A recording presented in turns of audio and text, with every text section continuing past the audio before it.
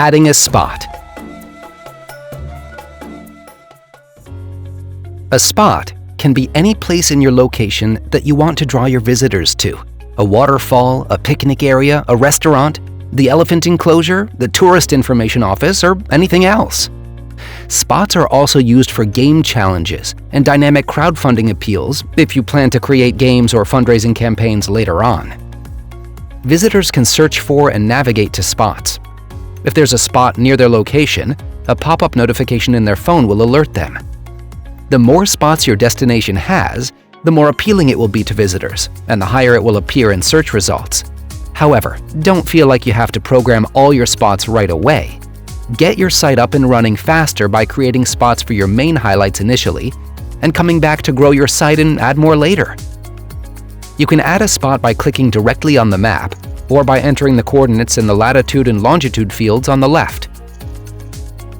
If you're adding onto the map, make sure you zoom in close to ensure that your location is as precise as possible, in order for people to easily find what they're looking for when navigating inside your destination. Creating a spot automatically opens a pop-up to add details, media, and content. This is done in much the same way as you've already done for your whole site. You can go back to the earlier tutorial videos to remind you how it works.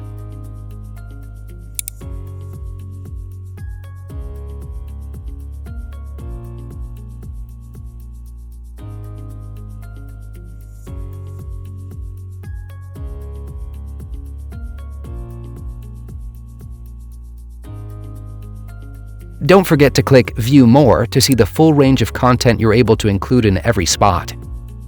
Once created, each spot is added to the list of your existing spots in the site builder. Clicking on any of them will reopen the pop-up window for you to add and edit any of the details.